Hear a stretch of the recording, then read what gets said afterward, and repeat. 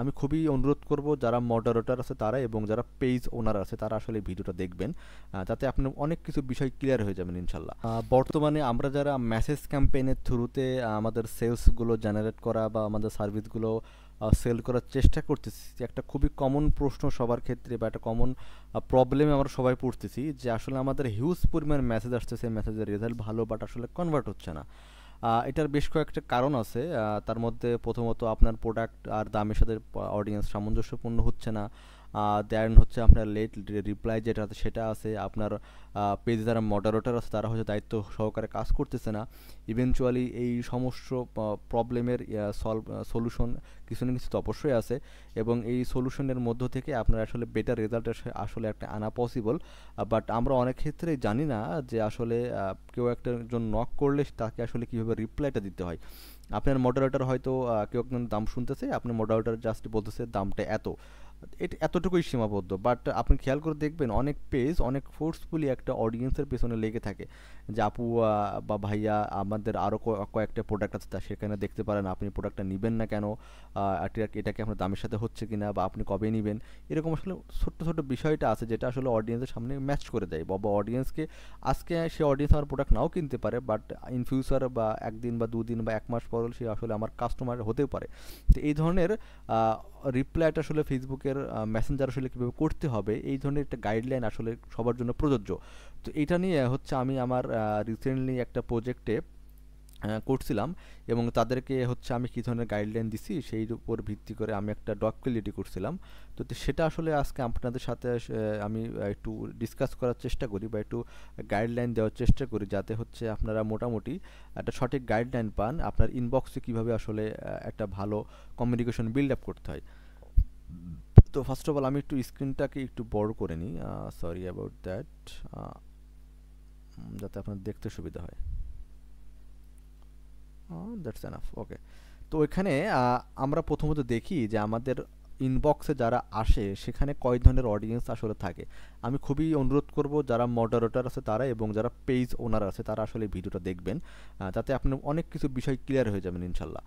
তো প্রথমত কয় ধরনের অডিয়েন্স আমাদের পেজে আসলে আসে।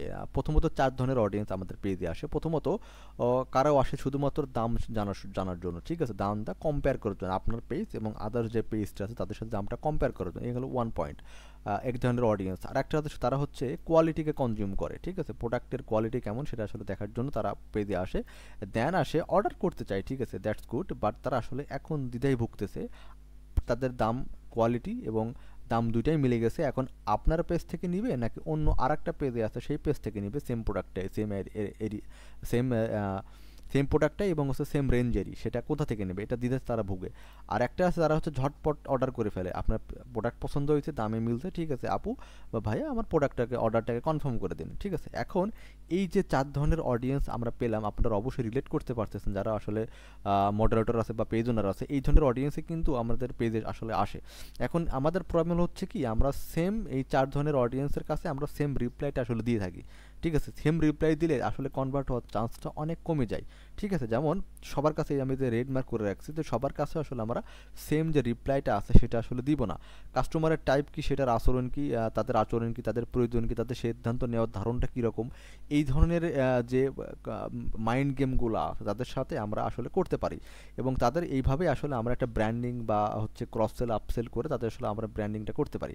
তো এই ধরনের 4 ধরনের অডিয়েন্সের বিস্তারিত এখানে লেখা আছে, এটা আসলে আমরা না পড়ি, আমরা পরবর্তীতে একদম স্টেপে চলে যাই। আসলে সাপোজ আমি একটা কসমেটিক্স ব্র্যান্ডের জন্য আসলে আমি একটা কসমেটিক ব্র্যান্ডের জন্য করছিলাম, তো আমি আসলে সেখান থেকে একটা এক্সাম্পল আপনাদের দেওয়ার চেষ্টা করি।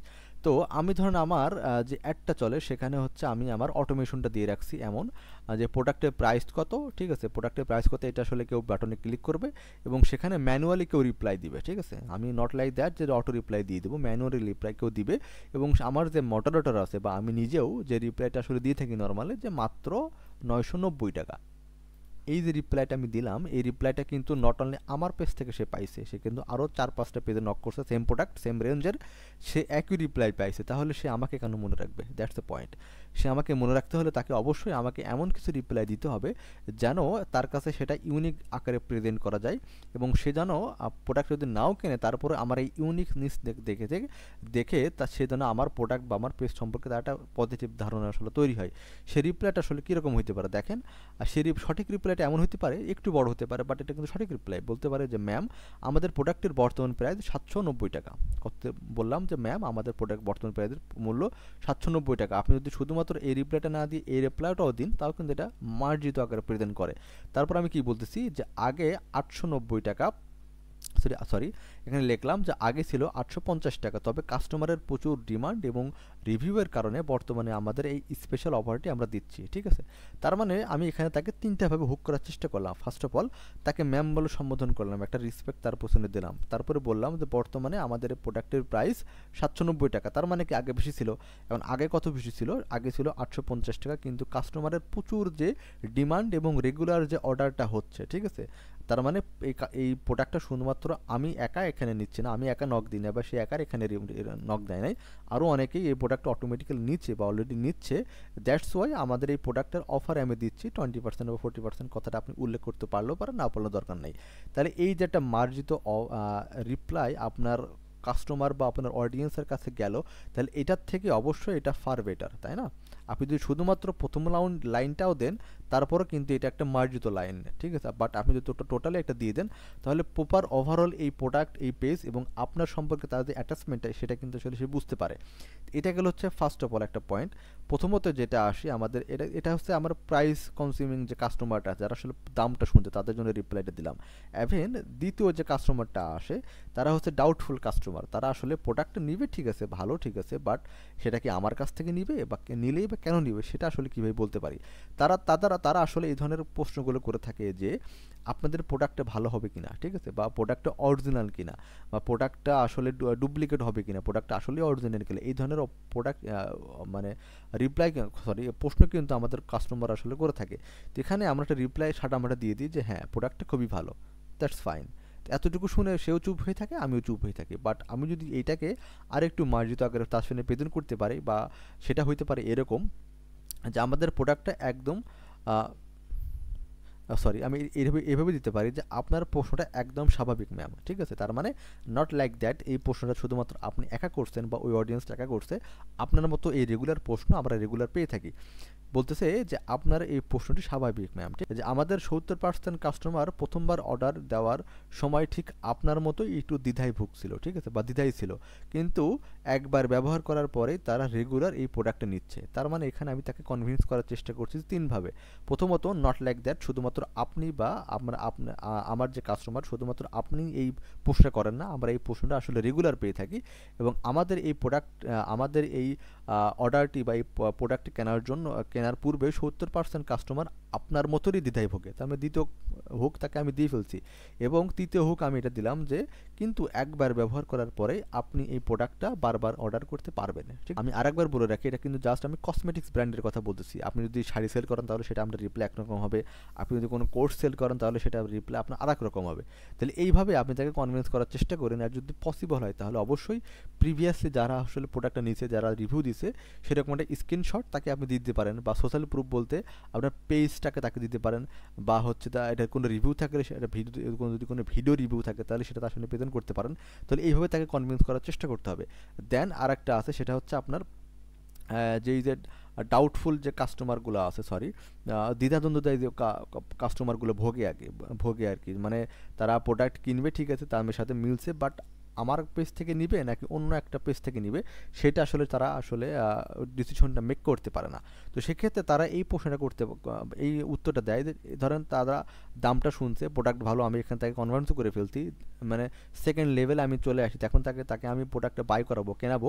তো সেক্ষেত্রে সে এরকম প্রশ্নটা মানে উত্তরটা আমাকে দিয়ে থাকে যে ঠিক আছে ভাইয়া বা আপু, আমি আপনাকে পরে জানাবো, ঠিক আছে, এই যে পরে জানাবো, তখন আমি এটা রিপ্লাই দিই বা আপনার মডারেটরকে এটা রিপ্লাই দেয় যে ঠিক আছে জানাবেন। তো এই যে সিম্পল একটা রিপ্লাই আমি তাকে দিলাম, সে একটা সিম্পল প্রশ্ন করলো, আমি তাকে ইউনিক ওয়েতে কোনো কিছু না প্রেজেন্ট করে গতানুগতিক একটা রিপ্লাই দিয়ে দিলাম যে ঠিক আছে পরে জানাবেন। এরপরে সেও জানায় না, আমিও তাকে আর ফলো আপ দিই না। তো এক্ষেত্রে আমি যদি তাকে এভাবে একটা কনভিন্স করার চেষ্টা করি যে ঠিক আছে ম্যাম বা ঠিক আছে আপু বা ঠিক আছে ভাইয়া, নিশ্চিত নিশ্চয়ই আপনি সময় নিয়ে ভাবুন, ঠিক আছে? তার মানে এই এই লাইনটার মাধ্যমে তাকে আমি একটু হুক করার চেষ্টা করলাম যে ঠিক আছে আপনি নিশ্চয়ই সময় নিয়ে ভাবুন, আপনার সুবিধা মতো সময়ে আমি আবার আপনাকে জানিয়ে দিব, ঠিক আছে? বা আমি আপনাকে আবার ফলো আপ দিব। এটা কিন্তু সে মাথার মধ্যে ঢুকে ফেললাম যে সে এই পেজটা আমাকে আবার ফলো আপ দিবে। কোনো প্রশ্ন থাকলে অবশ্যই নির্দ্বিধায় আমাদেরকে জানাতে পারেন, ঠিক আছে? তার মানে আমি এখানে প্রথমত হুক করছি, তাকে একটা সম্মান দিছি, ঠিক আছে? যে ঠিক আছে আপনি সময় নিয়ে ভাবুন, আপনার সুবিধা মতো সময়ে আমি আপনাকে জানাবো। তার মানে সে আজকে প্রোডাক্ট কিনছে, আমি তাকে লেবেল করে রাখছি আমার মেটা সুইটে, এবং দেন আমি তাকে 2 দিন পর বা 3 দিন পর বা 1 দিন পর বা 24 ঘন্টা পর তাকে একটা রিপ্লাই দেবো যে আপু বা ভাইয়া প্রোডাক্টটা নিতে চাইছিলেন, এখন কি এটা নেবেন কিনা। এবং পরবর্তীতে তাকে এটা বলে রাখছি যে আপনার যদি কোনো প্রশ্ন থাকে, পরবর্তীতে যদি কোনো প্রশ্ন মনে হয় তাহলে সেটা আমি আপনাকে করতে পারেন। এটা গেল একটা সুন্দর রিপ্লাই। দেন আমি তাকে একটা স্ক্রিনশট দিলাম যে আপনার মতনই এই ধরনের প্রোডাক্ট কিন্তু নট লাইক দ্যাট, যদি এইখানে আমার স্ক্রিনশটটা নাও থাকে তাহলে যদি নাও দিই তাহলে কিন্তু আমার অবশ্যই এইখানে আমার স্ক্রিনশটটা দিতেই হবে। তার মানে সে চলে যাচ্ছে, তাকে আটকানোর জন্য তাকে একটা সোশ্যালি প্রুফ আমি তাকে তার সামনে প্রেজেন্ট করলাম, ঠিক আছে? এইভাবে দিলাম। তাহলে আমরা এই যে তিনটা যে স্টেপটা আছে, হ্যাঁ, যে 3 ধরনের যে অডিয়েন্স আসে, 3 ধরনের অডিয়েন্সের ক্ষেত্রে আমরা 3 ধরনের রিপ্লাই দেওয়ার চেষ্টা করলাম। আমি আরেকবার ক্যাপ করি। প্রথমত যারা শুধুমাত্র দাম জিজ্ঞাসা করতে আসে তাদের সামনে এক ধরনের সুন্দর একটা মার্জিত রিপ্লাই দিলাম। দেন তাদের কেউ যদি হচ্ছে আপনার ডাউটফুল কাস্টমার হয়, আসলে নিবে কি নিবে না ভাবতেছে এরকম একটা প্রোডাক্ট, বা হচ্ছে প্রোডাক্টটা আসলে অরিজিনাল কিনা, এই ধরনের অডিয়েন্স হয় তাদের সামনে এক ধরনের প্রেজেন্ট করলাম। দেন কেউ হচ্ছে আপনার পরে জানাবো, এই ধরনের যে অডিয়েন্সগুলো তাদের সামনে এক ধরনের প্রেজেন্ট করলাম। এবং ফাইনালি যেটা আছে সেটা হচ্ছে আপনার ইমপ্রেসিভ যে বায়ারগুলো আছে, যারা প্রোডাক্ট ভালো লাগছে, দামে মিলছে, অরিজিনাল প্রোডাক্ট, কথাবার্তা হয়ে গেছে, এখন আমি জাস্ট তাকে সে অর্ডার করবে। সে এখানে প্রশ্ন করতে পারে ঠিক আছে আমার অর্ডারটা কনফার্ম করুন বা আমি কীভাবে অর্ডার করব। আমি একটা সিম্পলি বলে দিই যে আপনার নাম, ফোন নাম্বার এবং ঠিকানা দিন একটা লাইনে।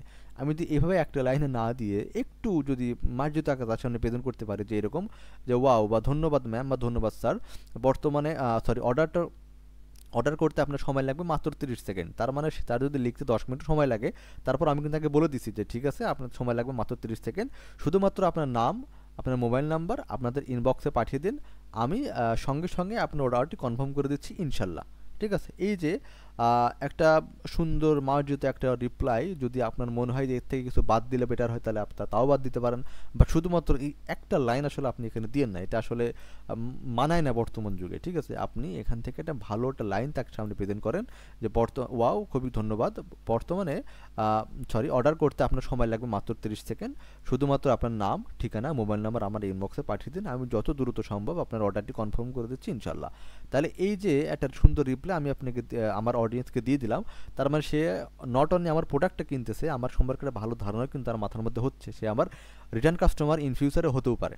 ঠিক আছে, এই ধরনের 4 ধরনের অডিয়েন্সের সামনে আমি 4 ধরনের যে রিপ্লাইটা আছে সেটা দেওয়ার চেষ্টা করব। এবং খুবই গুরুত্বপূর্ণ বিষয় হচ্ছে মেসেঞ্জারে অর্ডারটা কনভার্ট করার জন্য অনেকগুলো বিষয়ের উপর ভিত্তি করে আরও 5টা যে গুরুত্বপূর্ণ বিষয় আছে সেটা হচ্ছে আপনার ফার্স্ট রিপ্লাই। ঠিক আছে, আমি অবশ্যই 2 থেকে 3 মিনিট পার হয়ে গেলে সেই রিপ্লাইটা আসলে কাজ করে না, সেটা আপনিও জানেন, আমিও জানি, আপনার যারা মডারেটর আছে তারাও কিন্তু জানে। অবশ্যই 1 থেকে 2 মিনিটের বা সর্বোচ্চ 3 মিনিটের মধ্যে ফার্স্ট রিপ্লাইটা আসলে প্রেজেন্ট করতে হবে। তারপর হচ্ছে হেল্প উইথ প্রোডাক্ট পারচেস, মানে প্রোডাক্টটা কেনার জন্য অ্যাজ এ অডিয়েন্স আমি বুঝে গেছি সে আসলে আমার পটেনশিয়াল অডিয়েন্স বা কাস্টমার, সে আসলে প্রোডাক্টটা কিনবেই। তো এর জন্য তাকে আসলে প্রোডাক্টটা কেনার জন্য তাকে হেল্প করতে হবে কথা বলার মাধ্যমে। ঠিক আছে, সেটা হতে পারে কল, সেটা হতে পারে মেসেজ, এইভাবে তাকে কনভার্ট করতে হবে।